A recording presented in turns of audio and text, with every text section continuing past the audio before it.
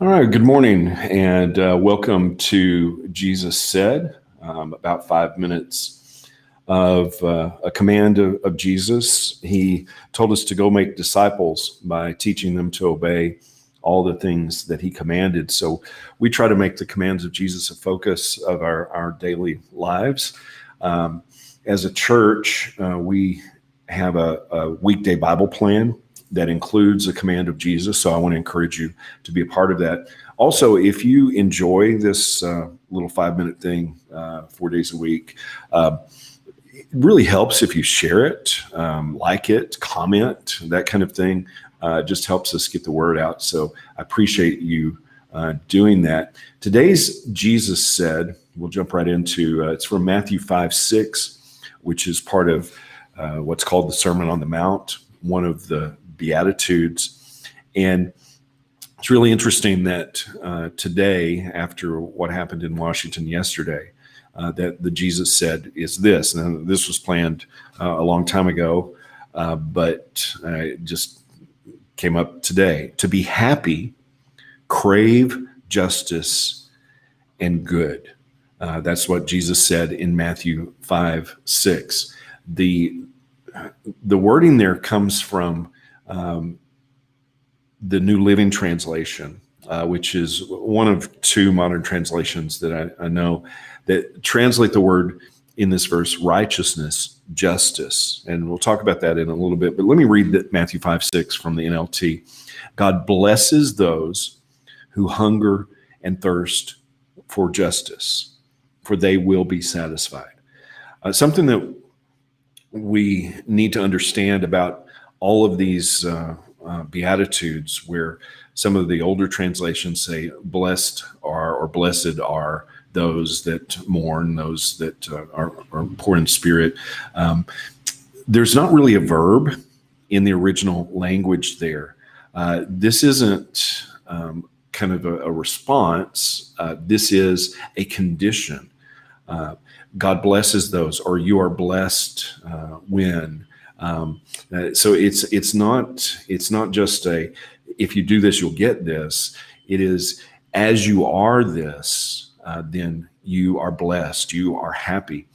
And God blesses those who hunger and thirst for righteousness, for justice. It's translated here. The Greek word there can be translated both ways. Righteousness being what God gives us as we are forgiven and as we follow him. Justice being what God works through us for good. And so I really like this rendering that if we hunger and thirst after justice, that we are happy, that's where happiness lives. Jesus was talking to first century Jews who were oppressed. In fact, some of the things that Herod the Great did messed up the economy so bad in this time period. These people knew what it was like to hunger and thirst. And so Jesus was speaking their language, but he was saying, you don't need to hunger and thirst for earthly things, but hunger and thirst for God's goodness, his righteousness to actually work through you. He was also speaking to people who knew the Old Testament very well, who knew the scriptures. And so they would have most likely understood, because it was a common scripture from Amos 5:24 that says that justice must flow like torrents of water, righteous actions like a stream that never dries up. So they would be familiar with the analogy of righteous living and living God's justice as being water.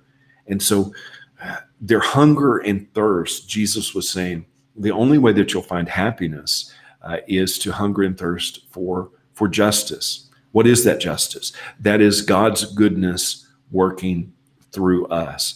And we see the greatest representation of that in the life of Christ.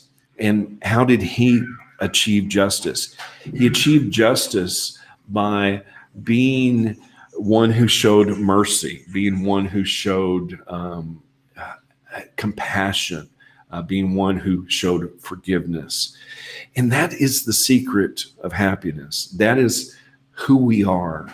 And when we obey what Jesus said and we seek, we hunger, we thirst, we crave God's goodness, then it should be displayed in our lives as well. So hunger and thirst for righteousness, hunger and thirst for what Jesus said. Those are his commands, and that's how we're supposed to live. So how can we put that into action today?